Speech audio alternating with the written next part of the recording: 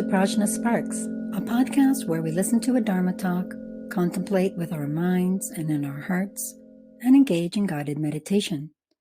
In this episode, we begin a 5-part exploration of 4 contemplations that reorient the mind, called the 4 thoughts that turn the mind to Dharma. Every episode of PRAJNA SPARKS takes hours to plan, record, and edit. We ask only that you give us a little bit of your time today to subscribe or review or share our podcast. Alongside your own practice, this is the best possible offering as it helps us reach new listeners.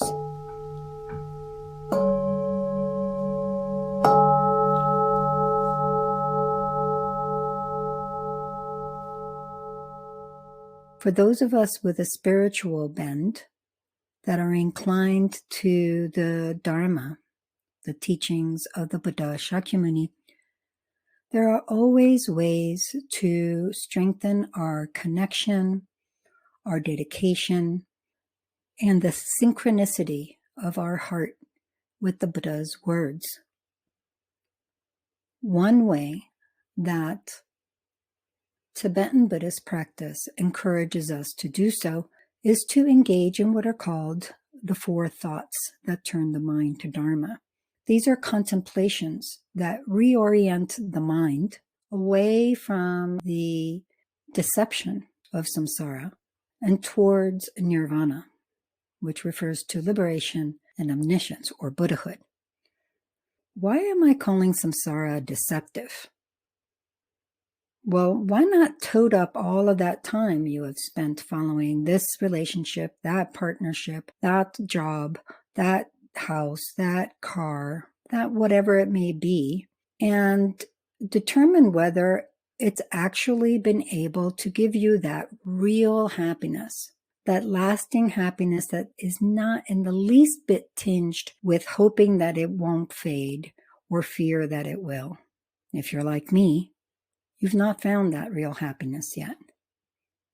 What has worked for me is using these 4 thoughts to realign my perspective on the world and life so that my energies don't go to waste, so that my love for my family, my enjoyment of various pastimes, my care for others in the world, and so forth, actually has full octane energy pouring from my heart that doesn't get spent or lost amidst the misperception and suffering that characterizes samsara.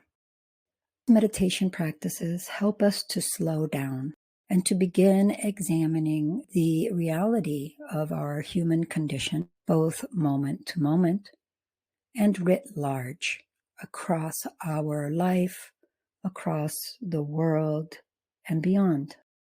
These 4 thoughts that turn the mind to Dharma reorient our mind away from false promise that samsaric misperception always holds out for us, like the carrot at the end of the stick. If you only do this, you'll be perfectly happy. If you only do that, everything will be great, and so forth. Instead, what the 4 thoughts that turn the mind to Dharma offer is an opportunity to unveil our unexamined beliefs about what will make us happy, how we can have well-being, how we can ease into a life of peace and accomplish something of lasting significance that gives purpose and meaning to our lives. Over the next 4 episodes, we will examine each of the 4 thoughts that turn the mind to Dharma one by one and how to contemplate them effectively. Today's episode, we want to give you a brief overview of the entirety of the practice of the 4 contemplations and why they're helpful. To be honest, if you don't know this already, these are not the most popular practices of Tibetan Buddhism. People want to hear about Mahamudra, about Dzogchen, about the Hivajra Tantra, about Chakrasamvara practice, and so forth. All the sexy stuff. But like a lot of things, these practices require a sane, wholesome, and grounded foundation. This is what the 4 thoughts that turn the mind to Dharma begin to do. They serve as cornerstones to begin laying the groundwork for a practice that is healthy, clear-eyed, and true to ourselves. So what are these 4 thoughts? The first is what I like to translate as the priceless human existence. In a nutshell, what makes the human existence a priceless one is having access, opportunity, and interest in engaging the Buddha's teachings.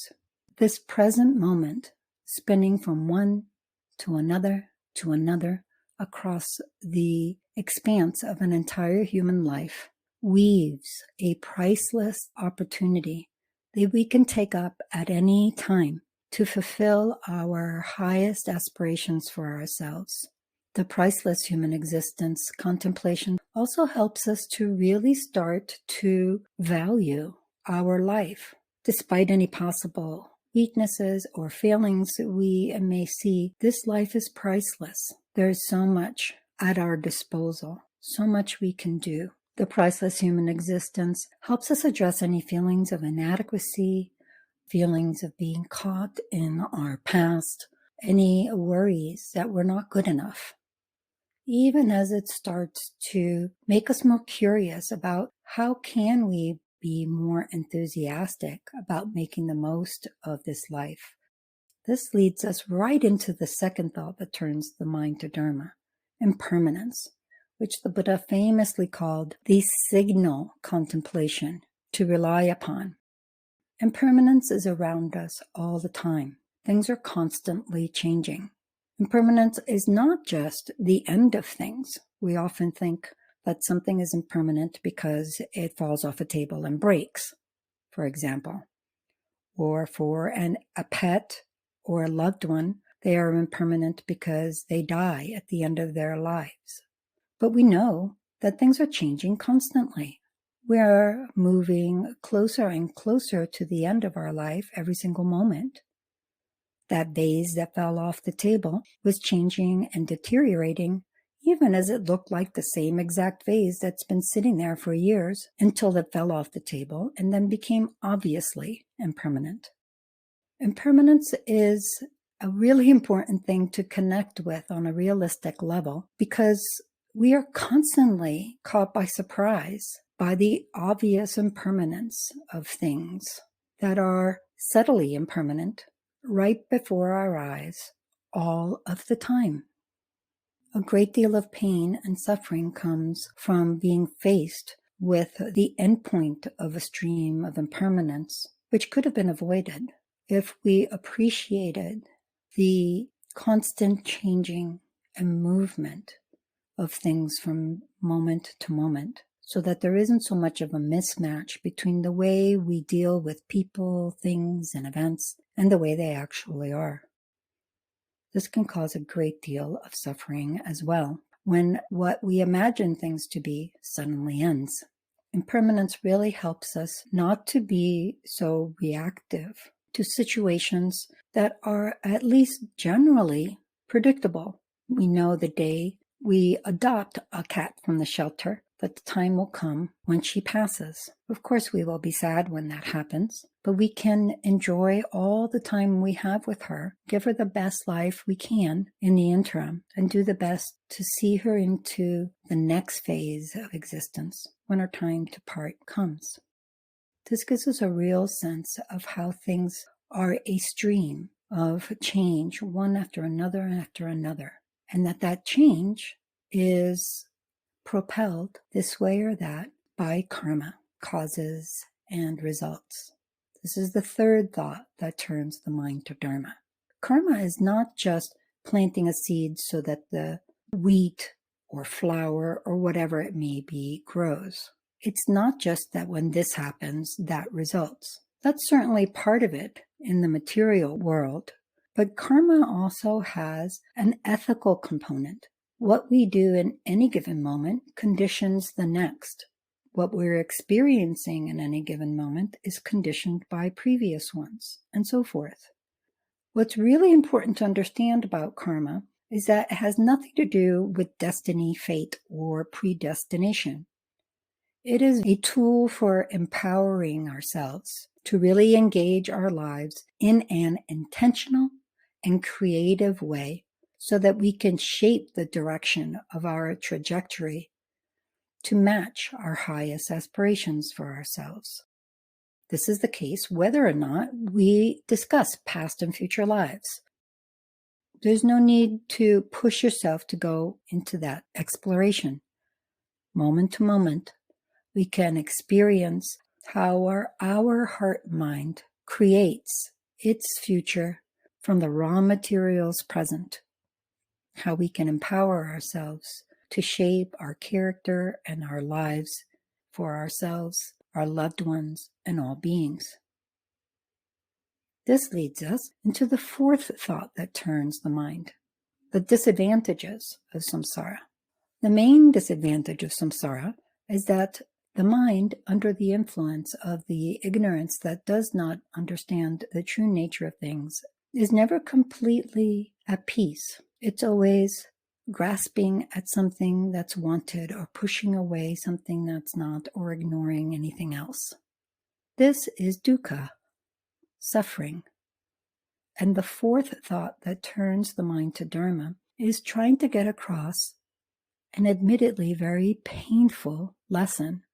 As long as our mind is samsaric in character, under the influence of this fundamental ignorance as to the true nature of things, we will not be able to embody the inherent peace, wellness, blissful ease, wisdom, and dynamic capacity that is our birthright, merely as a function of having mind.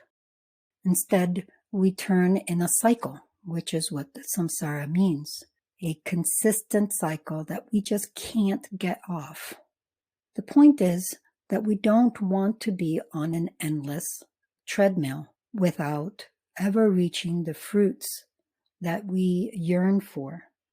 Real happiness, full of possibility, changing moment to moment, but not in the least bit vulnerable to any kind of deterioration, no interruption by suffering, no conditions that could in any way taint its grandeur. This is our true nature. Some might say it's difficult to lean into our true nature or to the way things are in reality. Don't sell yourself out. It's not at all difficult. It's your own true nature. What's difficult is sustaining a cycle of misperception that prevents us from embodying our true nature and experiencing the radical kinship we share with all beings. This is a bit of the taste of Dharma that the four thoughts, reorienting the mind towards liberation and omniscience, provide. They give us the tools to savor the Dharma for ourselves, to experience it truly, and to not spend our time spinning our wheels. Join us for the next 4 episodes as we discuss each of the 4 contemplations individually.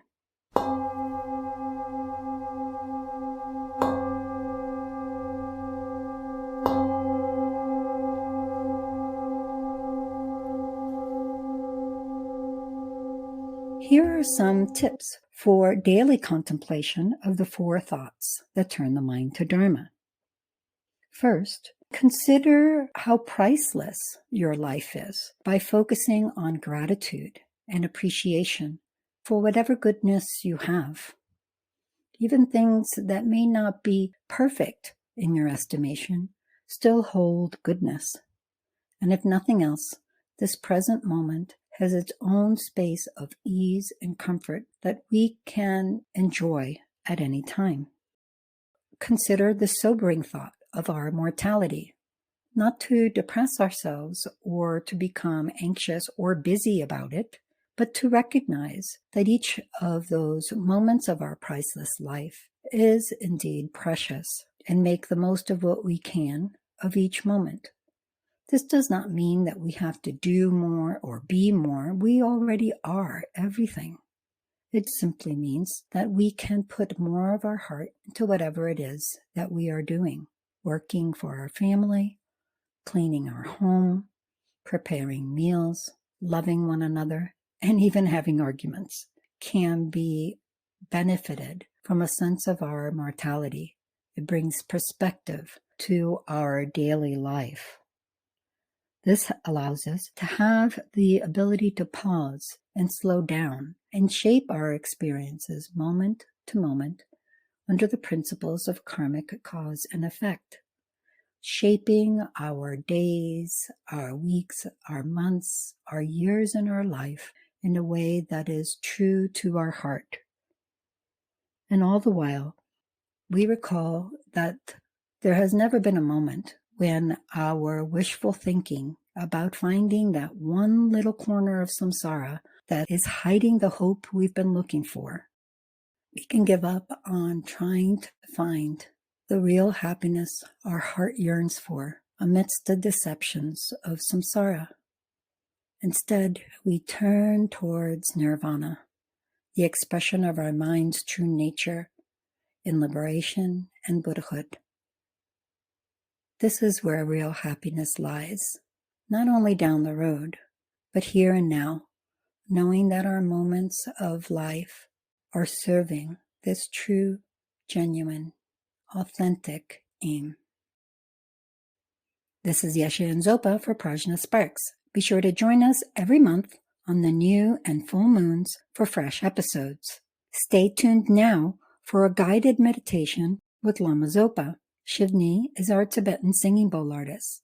Thank you for the generosity of giving us some time out of your day to like, subscribe, share, or review PRAJNA SPARKS. It really does help us to spread the gift of Dharma to new listeners. If you have any questions, contact us via email, Instagram, or Facebook. Check the episode notes for those links and for more resources on today's topic. Visit us on the web at prajnafire.com or follow us on Instagram and Facebook at PRAJNA SPARKS. Thank you for listening. May all beings benefit.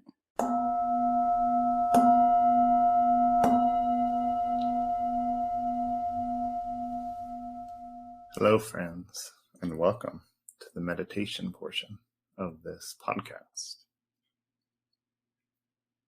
The 4 thoughts that turn the mind to Dharma are about slowing down and looking at some underlying truths.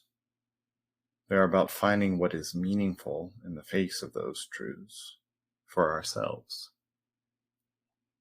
Today's experiential analysis will help us drop into and rest in that interior yearning for meaning.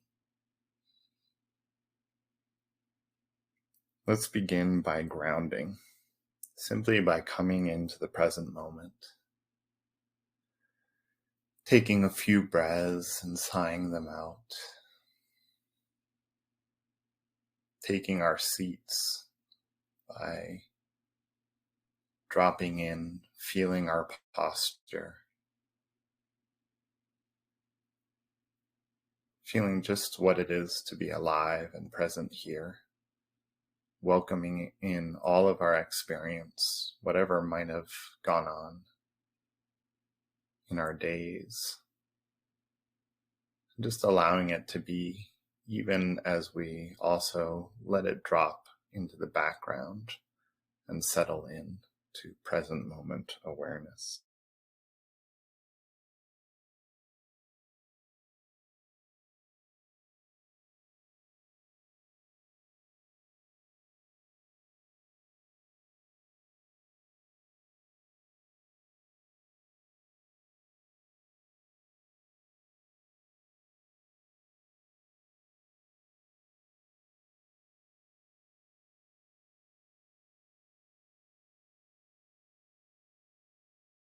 Having arrived, having turned our attention, having turned our intention to practice, to being here, let's begin with shamatha meditation, or tranquility meditation, where we're cultivating one pointed focus of mind that is easeful and alert, calm and clear.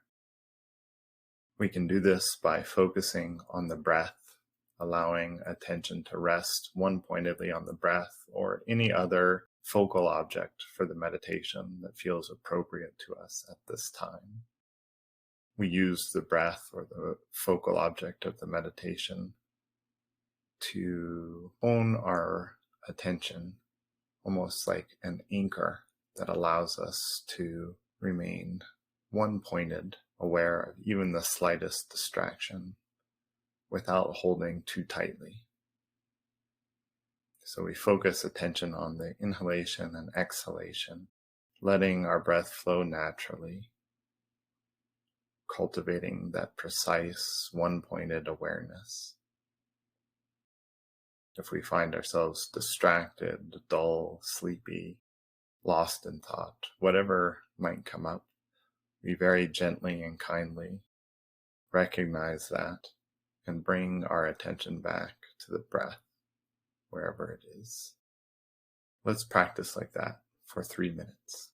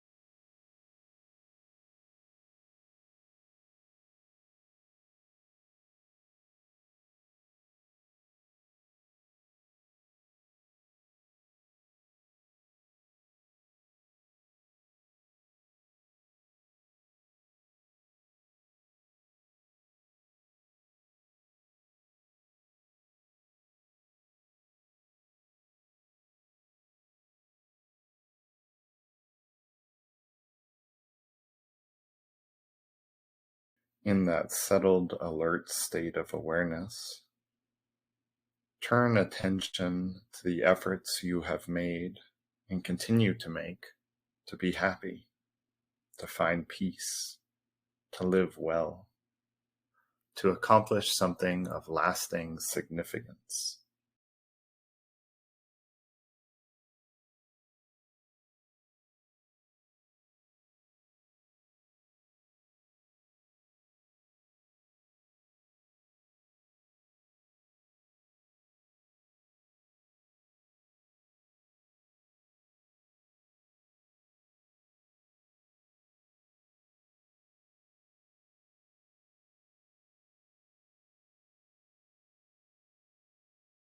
This search for meaning, for genuine well-being, is what we are continually striving for throughout our lives.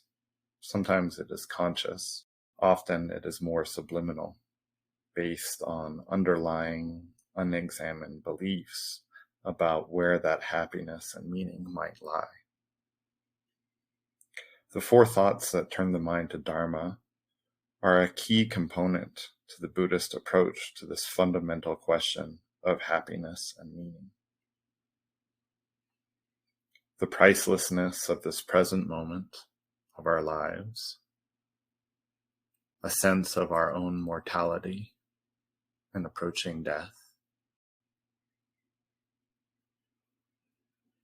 the contemplation on karmic cause and effect, on how every little thing that we do with body, speech, and mind, with our physical actions, our verbal speech, even our very thoughts, has an effect,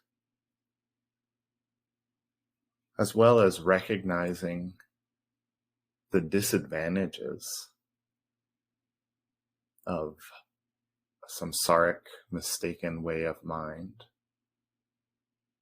where we are continually chasing after something exterior. All of these four are the Buddhist gateway into meaning that we can walk through for ourselves. They are that golden thread that the masters of the past have taught and emphasized time and again as the way into the Dharma,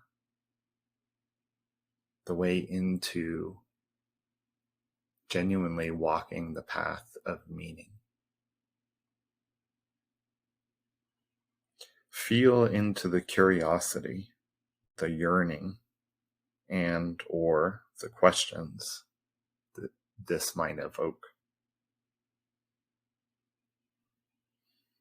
If we experience yearning for these four contemplations, drop the analysis and rest one-pointedly in that until it fades, as it will.